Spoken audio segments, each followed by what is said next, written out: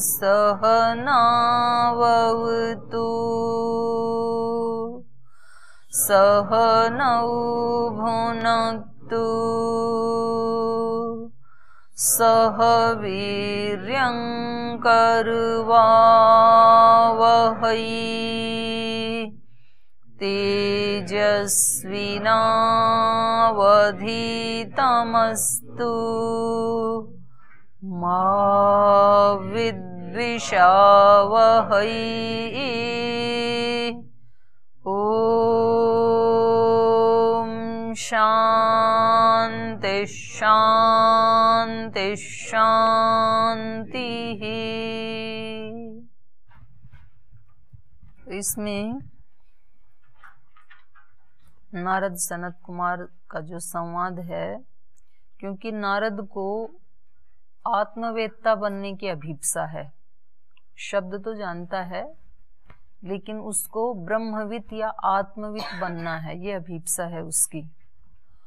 और आत्मविद या ब्रह्मविद बनने के लिए कोई स्पेशल ग्रंथ पढ़ा जाएगा ऐसा नहीं है कि जी इनसे अतिरिक्त कोई ग्रंथ बचा है तो वो बता दो जिसको पढ़ करके मैं आत्मवेत्ता बन जाऊं या ब्रह्मवेत्ता बन जाऊं। और उसके लिए किसी एक विशेष मंत्र की कोई साधना करनी है, उसकी सिद्धि पानी है, उससे आत्मवेत्ता बन जाएगा, ऐसा भी नहीं है। आत्मवेत्ता बनने के लिए क्या करना पड़ता है साधक को? हर छोटी से छोटी वस्तु में भी उसको उसी ब्रह्म की अनुभूति करनी होती है। तो शुरू में उसको मानना पड़ता है गुरुजनों से कि इसमें भी ब्रह्म है, और मानने के फिर उस बाद उसको जानना पड़ता है। और जब वो स्वयं जान लेता है तो फिर उसको कोई संशय नहीं रह जाता है। तो मान करके पहले ये इनको ट्रिक बता रहे हैं कि ऐसा नहीं है कि आप कोई और एक ग्रंथ पढ़ लें और उससे आप आत्मवेत्ता बन जाएं, उससे आप शोक से तर जाएं, ऐसे कोई उपाय नहीं है। उपाय यही है कि आप हर चीज में उसी को ही जानो, चाहे अन्न है या जल है या मतलब पहले तो ब्रह्मांड में सब जगह दिखा रहे हैं उसी को ही, और ब्रह्मांड के साथ साथ पिंड में भी दिखा रहे हैं, क्योंकि हमारा सुबह से शाम तक का जो जीवन है, जीवनचर्या है, उसमें हमारा ब्रह्मांड के साथ भी संपर्क होता है। अग्नि जल वायु पृथ्वी आकाश 5 भूतों के साथ भी हमारा संपर्क होता है। तो उसके प्रति भी सजग रहें हम, किस समय हम प्राण ले रहे हैं, किस समय हम प्राण छोड़ रहे हैं, किस समय हम आकाश में गमन कर रहे हैं, आकाश में बोल रहे हैं, आकाश में सो रहे हैं, आकाश में बैठ रहे हैं, आकाश में चल रहे हैं, और कैसे हम सूर्य से जिंदा हैं, कैसे हम अग्नि से कितनी सारी हमारे कार्य हो रहे हैं। तो 5 भूतों के संपर्क में रहते हैं पर हम सजग नहीं होते हैं उनके प्रति।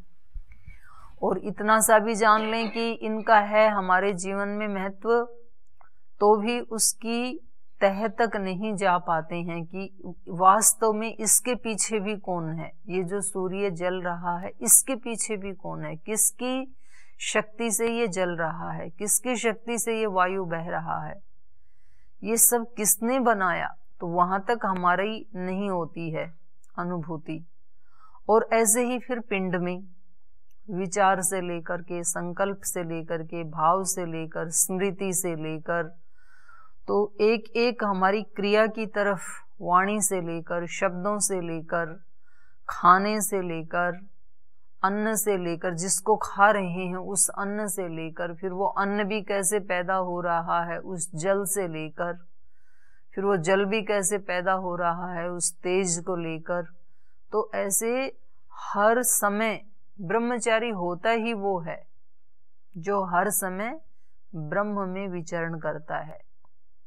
ब्रह्मचारी वो नहीं है जो शादी नहीं करता और सफेद कटी वस्त्र पहनता है। ब्रह्मचारी वो है जो प्रतिपल ब्रह्म में विचरण करता है, हर जगह वो ब्रह्म की ही खोज करता है। चाहे वो पिंड की कोई क्रिया है, चाहे वो ब्रह्मांड का कोई भी प्रसंग है, तो वही व्यक्ति, वही ब्रह्मचारी फिर आत्मवेत्ता बनता है। तो जैसे महर्षि दयानंद को खोज थी ना, तो वो अनेक मठों में, मंदिरों में अनेक उन्होंने उपासना की पद्धतियां देखी, अनेक उन्होंने मत संप्रदाय देखे, पर कहीं भी उनको नहीं लगा कि कोई भी व्यक्ति आत्मवेत्ता बनने के पथ पर है। ठीक अपने अपने ढंग से अपने अपना एक लाइफ स्टाइल बना लिया है लोगों ने। जैसे भोगियों ने अपने लाइफ स्टाइल बना रखे हैं, ऐसे ही धार्मिक लोगों ने भी अपने लाइफ स्टाइल बना रखे हैं, अपने रिचुअल्स बना रखे हैं कि सुबह से शाम तक हमें किसी को गीता का पाठ करना है, किसी को रामायण का करना है, किसी को गायत्री का करना है, किसी को ध्यान करना है, किसी को हवन करना है, किसी को अखंड जाप करना है। लेकिन महर्षि दयानंद को जो चाहिए था वो उनको लगा नहीं कहीं भी। उनको तो आत्मवेत्ता बनना था, उनको खोज थी अपनी। और ये सच है कि आत्मवेत्ता जिसको बनना है वो उसको अपनी यात्रा स्वयं करनी होती है, ना उसके लिए कोई अलग सृष्टि बनेगी कि भाई ये आत्मवेत्ताओं की है और ये भोगियों की है। ऐसा नहीं होगा। इसी सृष्टि में उसको खुद सजग रहना पड़ता है, उसको अपनी जिम्मेदारी, अपने कार्य की जिम्मेदारी, अपना संकल्प स्वयं निर्वहन करना होता है। तो उसकी क्या दिनचर्या होगी, हर समय उसके क्या विचार होंगे, कौन से भाव होंगे, कैसे ढूंढेगा वो उसको, जिसका कोई पता नहीं, जिसका कोई मकान नहीं, जिसका कोई आकार नहीं, उसको कहाँ ढूंढूं। ऐसे साधक के अंदर जब ये अग्नि प्रज्वलित होगी तो अंदर से ही या कभी बाहर से भी उसको कोई बताएगा, कोई गुरु मिलेगा कि जो सब जगह प्रत्यक्ष है, मेरे अलावा कुछ है ही नहीं, उसको तू ढूंढने की बात कर रहा है। कोई तो ऐसा शब्द, कोई तो ऐसा वस्तु, कोई तो ऐसी जगह बता संसार में जहां मैं नहीं हूं। तू सूर्य को देखेगा तो वहां मैं हूं, चंद्र को देखेगा तो मैं हूं, फसल को, खेत को देखेगा वहां भी मैं हूं, फूल को देखेगा वहां भी मैं हूं, गाय को देखेगा वहां भी मैं हूं, जल को देखेगा वहां भी मैं हूं, अन्न को देखेगा वहां भी मैं हूं, इस शरीर को देखेगा वहां भी मैं हूं, जिन संबंधों को देखेगा वहां भी मैं हूं। मैं तो इतना प्रत्यक्ष हूं कि मुझसे प्रत्यक्ष और कुछ है ही नहीं, और उधर तेरा ध्यान ही नहीं है। तो फिर वो उसके जीवन का यू टर्न होता है। तो ये जो आत्मवेत्ता बनने वाला मार्ग है, ये व्यक्ति को खुद ही तय करना पड़ता है। दूसरे लोग सहायता जरूर करते हैं, पर उसी अवस्था में सहायता कर पाते हैं जब कोई व्यक्ति स्वयं आगे चलता है, चलने के लिए तैयार है। तो महर्षि दयानंद की उनकी अपनी खोज, क्योंकि वो अपने घर से ना 2 मिशन लेकर के चले थे। उनका पहला संकल्प था कि सच्चा शिव क्या है, क्योंकि जिसकी मैंने पूजा की वो शिव तो अपनी रक्षा नहीं कर पाया। अभी आ रही है ना महाशिवरात्रि 4 मार्च, ऐसे ही एक सदियों से चली आ रही है और सदियों तक चलती रहेगी। और करोड़ों लोग व्रत रखते हैं, शिव की आराधना करते हैं, व्रत भी करते हैं। ऐसे महर्षि दयानंद ने भी किया। लेकिन एक आत्मा उस दिन जग गई। मतलब सब लोग अपना वो रिचुअल्स पूरे कर लेते हैं, पहले भी करते थे, आज भी कर रहे हैं, आगे भी करते रहेंगे। तो उसको लगा कि ये इसके ऊपर जो फल फूल जो भी चढ़ाए हैं ये अपनी रक्षा नहीं कर पा रहा, तो इसके बारे में कहा जा रहा है सारे जगत की रक्षा करता है, तो जगत की रक्षा करेगा कैसे? तो छोटा बच्चा था तो प्रश्न उठना स्वाभाविक था। अपने पिता से पूछा, माँ से पूछा, तो उन्होंने कहा नहीं, ये रक्षा करने वाला नहीं है, ये तो उसकी मूर्त है। तो फिर वो कहाँ रहता है जो सच्ची रक्षा करने वाला है? बोले वो तो बेटा आंखों से दिखाई नहीं देता है, उसके लिए तो बहुत तप करना पड़ता है। जो सच्चा शिव है वो, मुझे तो वो ही चाहिए, फिर सच्चे वाला ही, नकली वाला नहीं चाहिए। तो उनके एक धुन अंदर से एक संकल्प सेट हो गया कि सच्चा शिव क्या है फिर। और दूसरा था, उन्होंने जो मृत्यु देखी अपने चाचा की और अपनी दीदी की, अपनी बहन की, तो ये मृत्यु क्या है और इससे इसके ऊपर कैसे काबू पाया जा सकता है, ये दो चीजें वो लेकर के निकले। और ये अपने दो लक्ष्य से वो अपने जीवन में कभी एक क्षण के लिए भी उसको भूल नहीं पाए। उन्होंने सच्चे शिव को भी पाया और मृत्यु के ऊपर विजय भी पाई। तो ऐसा जो संकल्प है, हर व्यक्ति का कोई ना कोई संकल्प होता है। किसी का संकल्प होता है छोटा मोटा, ठीक है, यहाँ पढ़ करके कहीं आचार्य लग जाएं, कि गुरुकुल चला लें, कोई संस्था चला लें, कहीं पौरोहित्य बन जाएं, पांडित्य बन जाएं, कहीं पढ़ाने वाले बन जाएं। ऐसा सबका अलग अलग होता है। तो जो जिसका मिशन है उसको उतना ही मिलेगा। तो नारद का मिशन क्या है? आत्मवेत्ता बनना। इसलिए इनको गुरु मिल गए सनत कुमार। तो वो इनका एक एक छोटी छोटी चीज की तरफ ध्यान दिला रहे हैं, जिसको आज तक वो किसी अन्य दृष्टि से देखता था। देखता तो था, अन्न को भी, जल को भी, तेज को भी, सब जानता था, लेकिन उस समय तक, आज तक जो दृष्टि थी वो अलग थी। लेकिन अब जब ध्यान दिला दिया गुरु ने, तो दृष्टि अभी अलग हो गई, उनकी चेंज हो गई। तो ये आत्मवेत्ता बनने की राह है। तो ये हम कल पढ़ रहे थे कि आकाश से भी बढ़कर के क्या है यहाँ पर? स्मृति। तो ये कह रहे थे कि जो इस स्मृति को भी, अभी स्मृति कहने को अब हम सब के पास स्मृति है, और सनत कुमार क्या कह रहे हैं कि जो इस स्मृति को भी ब्रह्म समझ करके, क्योंकि यदि स्मृति नहीं है हमारी, आप सोचिए थोड़ी देर के लिए, यदि हमारी सारी स्मृति चली जाए तो फिर हम कैसे हो जाएंगे? पशु से भी बुरे हो जाएंगे। उसको थोड़ी तो स्मृति है कम से कम। तो ये मतलब हमें क्या कितनी अच्छी चीज मिली हुई है, ये साक्षात ब्रह्म ही है। तो ऐसे तो हमारा ध्यान कभी गया ही नहीं कि स्मृति ब्रह्म कैसे हो सकती है। तो इन्होंने इनका ध्यान दिलाया कि इस स्मृति को भी तू ब्रह्म समझ करके इसकी उपासना कर। फिर अभी ये समझना बाकी है, ये बताते जा रहे हैं सब जगह, इसकी उपासना कर, उपासना कर। ये उपासना क्या है? कैसे उपासना करें स्मृति की? कैसे उपासना करें अन्न की, जल की? तो ऐसे ये चिंतन जितना जितना बढ़ेगा जिस साधक का, उतनी उतनी उपलब्धि उसके हृदय में प्रकाश होता चला जाएगा। तो स्मृति से आगे हम पाठ को बढ़ाएंगे। उससे पहले आपका कोई प्रश्न है तो आप पूछ सकते हैं जी। ओम दीदी जी, इन्होंने जब स्मृति की बात की तो स्मृति से हमें चित्त का एक पता चलता है कि चित्त में कुछ होगा तो स्मृति होगी।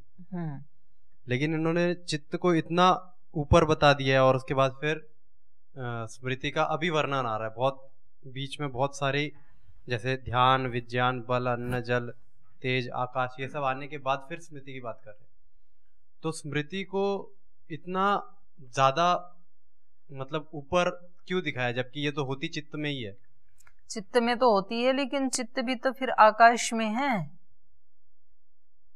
इन्होंने इससे ठीक पहले क्या बताया? आकाश। आकाश जो है वो तेज से भी बड़ा है, और तेज से भी पहले क्या था? जल, और जल से भी पहले अन्न, और अन्न से भी पहले बल, बल से भी पहले, और विज्ञान से भी पहले, और ध्यान से भी पहले। तो वहां आया है चित्त। तो वहां चित्त का मतलब जो आप चित्त कह रहे हैं वो चित्त नहीं है। वहां पर चित्त का मतलब है समझदारी, मतलब एक अवेयरनेस। और आप जिस चित्त की बात कह रहे हैं जिसमें स्मृति रहती है, वो एक इंस्ट्रूमेंट है। और वहां जो चित्त कहा जा रहा है वो एक अवेयरनेस है, सजगता है कि भाई जब चेतेगा आदमी, जिसको कहेंगे चेत जाओ, मतलब समझ जाओ, तो वहां समझ की बात कही जा रही है। और यहाँ जो आप पूछ रहे हैं वो चित्त अलग है, उस चित्त की बात वहां पे नहीं है। जी, तो पहले ये पूरा कर लेते हैं। तो यहाँ इन्होंने बताया फिर कि देखो इन सब से लास्ट वाला ही ले लेते हैं। जल से भी बड़ा तेज है, तेज से भी तेज भी फिर कहाँ रहते हैं? आकाश में रहते हैं। और आकाश से भी बड़ा फिर स्मृति है, क्योंकि सब जो हम व्यवहार करते हैं वो आकाश में ही करते हैं। बोलना, चलना, सुनना, प्रत्युत्तर करना, हमारे जितने भी दिन भर के व्यवहार हैं वो सारे आकाश में हो रहे हैं। आकाश में तो हो रहे हैं, इसलिए आकाश ही सबका आधार है। चाहे हम कुछ भी क्रिया कर रहे हैं, लेकिन ये क्रिया तो हम तभी कर पाएंगे आकाश में जब हमारी स्मृति हो। अगर स्मृति नहीं है तो व्यक्ति आकाश में रहते हुए भी, बैठते हुए भी, सोते हुए भी, खाते हुए भी, तो फिर वो कोई भी व्यवहार नहीं कर पाएगा। तो उस दृष्टि से यहाँ स्मृति की उपासना, एक स्टेप लेते हैं ब्रह्मांड का, एक लेते हैं फिर पिंड का। तो उस दृष्टि से इसको कोरिलेट कर रहे हैं ऋषि। आकाश को नित्य बताया जाता है या अनित्य? और इसी में जुड़ के प्रश्न आता है कि अगर आकाश अनित्य है या नित्य है? दो आकाश हैं।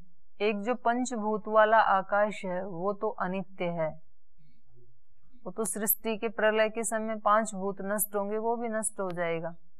और एक जो स्पेस वाला आकाश है वो नित्य है, क्योंकि प्रलय में भी मूल प्रकृति भी जिसका अस्तित्व है और सब आत्माओं का भी जो सूक्ष्म रूप में अस्तित्व है वो कहाँ रहता है? आकाश में ही रहता है, उसका कभी नाश नहीं होता है। जी, तो स्मृति कौन से वाले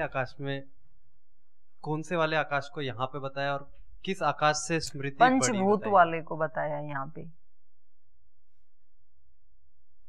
तो ऐसा पढ़ा था योग दर्शन में भी, भाष्य में आया था कि प्रलय काल के पहले के भी जन्म के उनको स्मृति होती है।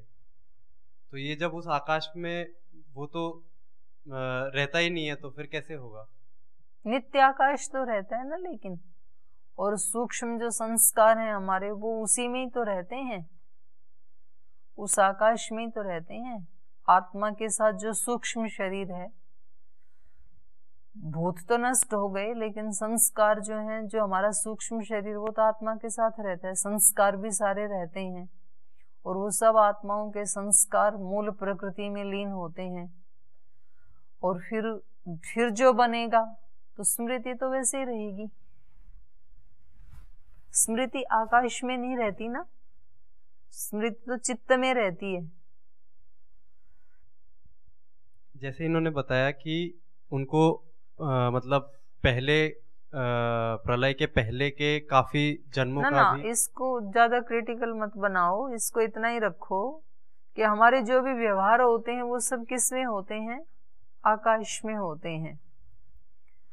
लेकिन आकाश में भी तब होंगे जब हमें एक दूसरे की स्मृति, हमें ये स्मृति हो कि ये टेबल है, ये चेयर है, तब तो इस पे बैठने का काम करूंगी मैं। और यदि स्मृति नहीं है तो व्यक्ति कुछ का कुछ करेगा ना। फिर हमें ये स्मृति है कि ये कक्षा का रूम है और आपको पता है कि यहाँ ये हमारा अध्ययन का स्थान है, तो यहाँ पे कोई भी डांस नहीं करेगा, फिर सब अध्ययन ही करेंगे। ये स्मृति ना रहे तो फिर तो व्यक्ति कुछ भी करेगा।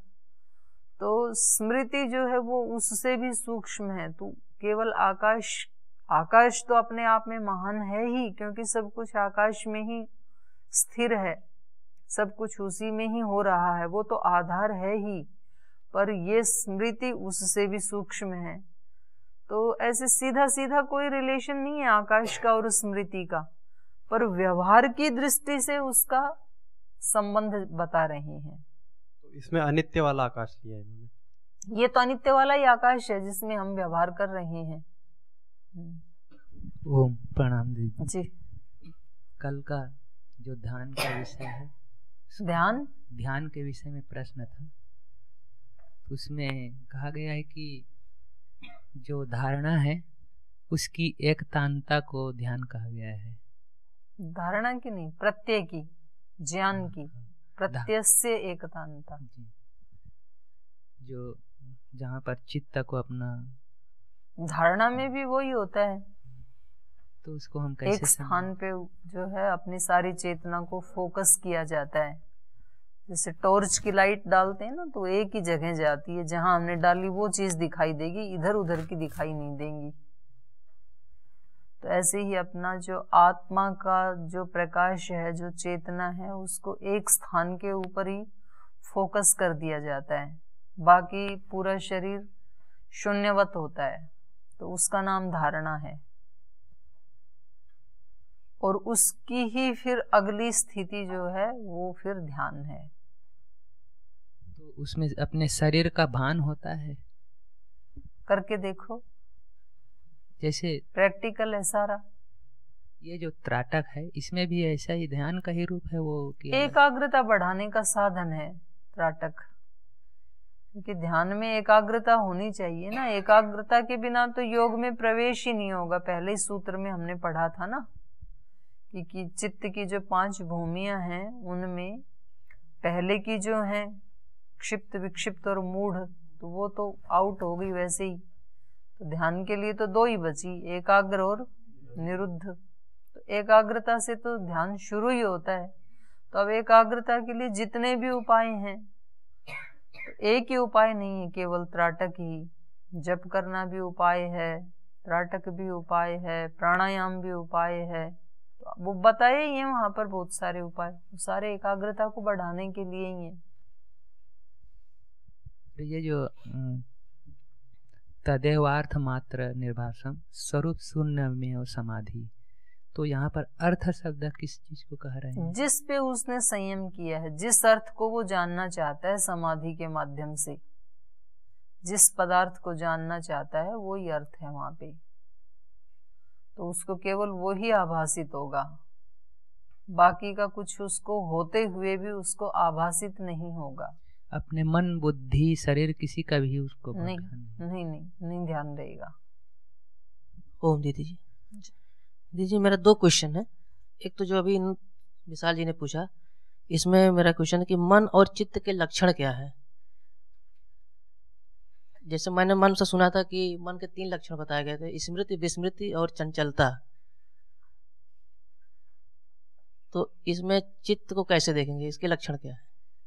देखो, एक हमें टूल मिला है भगवान की तरफ से, एक इंस्ट्रूमेंट मिला है, वो एक ही है, लेकिन उसके कार्य 4 हैं, 4 पार्ट हैं उसके।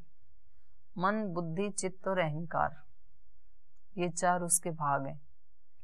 तो एक जो मन वाला पार्ट है वो संकल्प और विकल्प दोनों उठाता है जी। तो हम रोज देखते हैं ना अपने जीवन में, तो हमारे 2 विचार होते हैं, करूं या ना करूं जी। ये मन का काम है, संकल्प और विकल्प। मन के बाद फिर बुद्धि, उनमें से फिर एक पे हम निश्चय कर लेते हैं, ये करूंगा, और हम कर लेते हैं वैसा। ये बुद्धि का काम है, मन बुद्धि। तीसरा है चित्त, जो किया उसका एक संस्कार भी बनता है। जो कुछ भी हमने किया तो वो संस्कार कहाँ रहेगा, संचित कहाँ होगा, और पीछे के भी जो संस्कार हैं वो संचित कहाँ हैं। कहते हैं ना कि हम अनेक जन्मों के संस्कार लेके चल रहे हैं, तो वो जो स्टोर रूम है, जो स्टोरेज है सारी, वो चित्त में है। और अगला है अहंकार, जिससे मैंपन का एहसास होता है। जैसे जो भी हमारे नाम है या दायित्व हैं, पद हैं, तो हमें उसका एहसास होता रहता है ना। वो कोई पुकारता है तो हम झट से उसका प्रत्युत्तर देते हैं।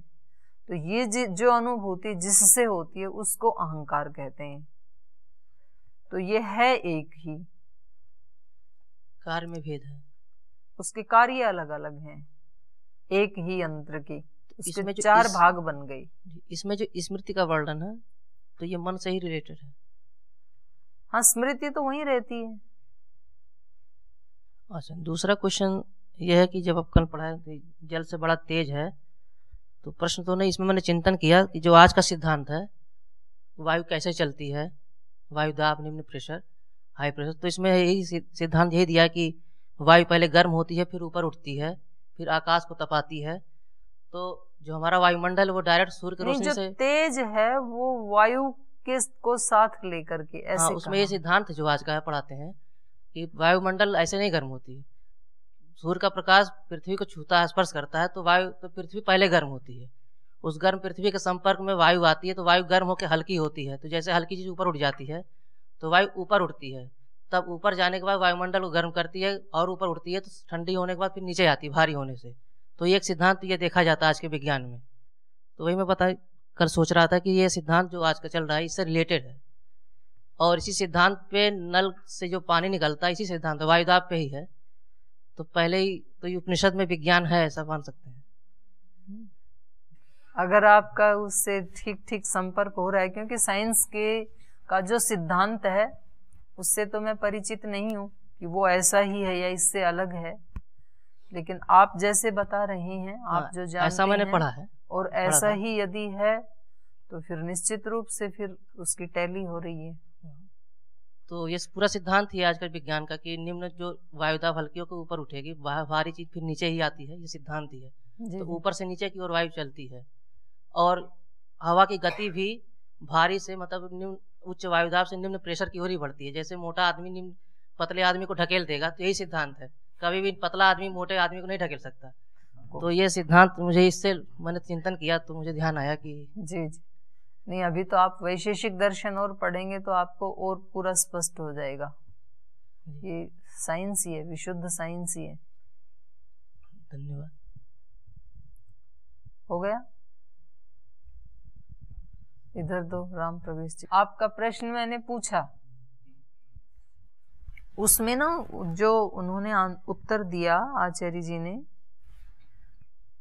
तो उनका ये कहना था कि कुछ जो बातें हैं ना वो कथानक के रूप में कुछ और समझाने के लिए कही जाती हैं। जैसे ये जो आपने पूछा था कि पर्वत भी पहले उड़ते थे, फिर उनसे सब भयभीत हो गए कि भई ये ऊपर ना गिर जाएं कहीं, तो फिर इंद्र ने उसके पंख काट दिए। तो हम ये कह सकते हैं कि भई ये तो प्रक्षिप्त श्लोक है रामायण में। तो ये तो हो गया एक, मतलब एक उपाय हो गया बचने का।